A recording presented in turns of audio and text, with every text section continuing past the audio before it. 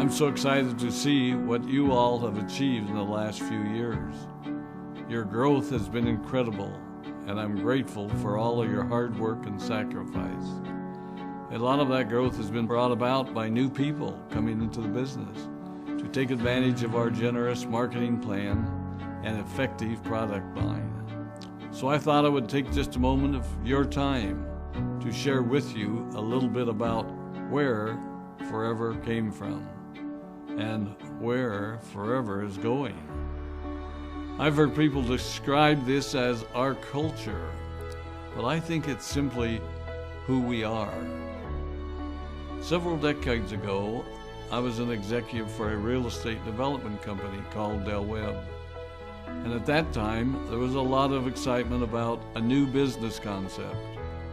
And like many of my colleagues and friends, I went along to a business opportunity meeting and listened to a presentation about multi-level marketing. I immediately fell in love with the concept that people would be motivated to help each other and be able to make a living doing so. It's a beautiful thing when you think about it. Although I was enjoying my career, I didn't think that I was contributing as much as I wanted, or as much as I could, to improve the well-being of the people around me. Inspired by the concept of people helping one another, I set out to write a marketing plan that is almost identical to the one that we use today. As I developed it, I had two goals. One was to pay the highest bonuses possible and still be able to run a company effectively.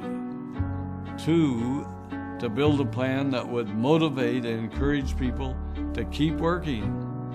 I wanted a plan to reward those that remain active and engaged. I love the concept of a royalty income. However, I believe that it's good for our souls to work hard. People who work hard are happier. Of course, if you work hard, you should play hard. And that was one of my motivational factors in starting Forever Resorts. It was to give people the opportunity to spend time with their loved ones and experience the wonder of nature. Next time we're together, maybe I can tell you more about my passion for our resorts, our rare animals, and spectacular natural resources. So, with the marketing plan prepared, I needed to find a product. And we searched around and looked at different opportunities.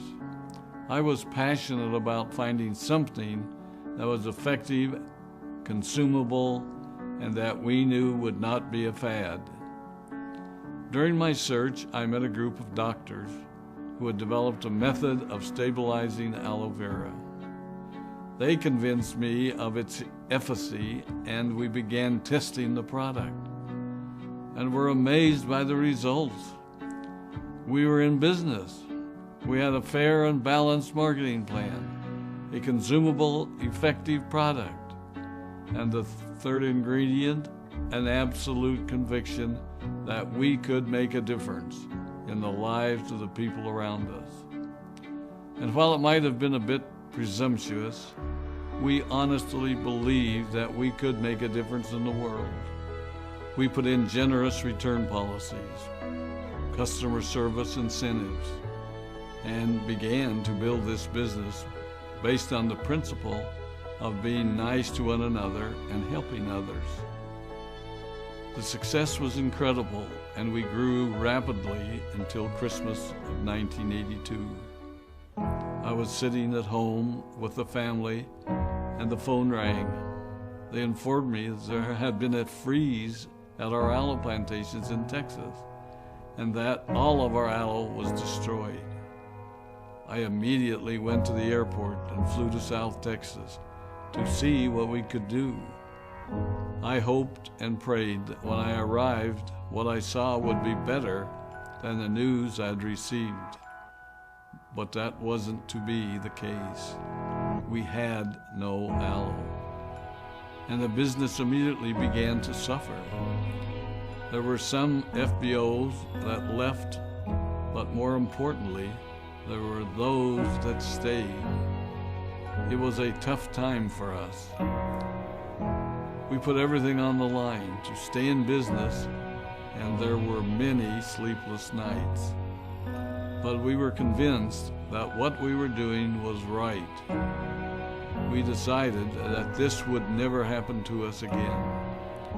We flew out to the Dominican Republic and purchased as much land as we could and began planting aloe in one of the safest weather zones in the world. In addition to the acres of plantations in the Dominican Republic, we now have plantations in Mexico and South Texas. It was a tough lesson to learn. But during the tough times, we became stronger and we grew the most.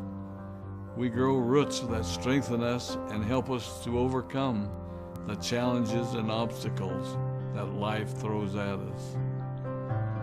I have learned that solid principles and core beliefs do not have a sell-by date. It is never old-fashioned or out of style to be nice to each other, to honor your commitments, and to treat people how you would wish to be treated.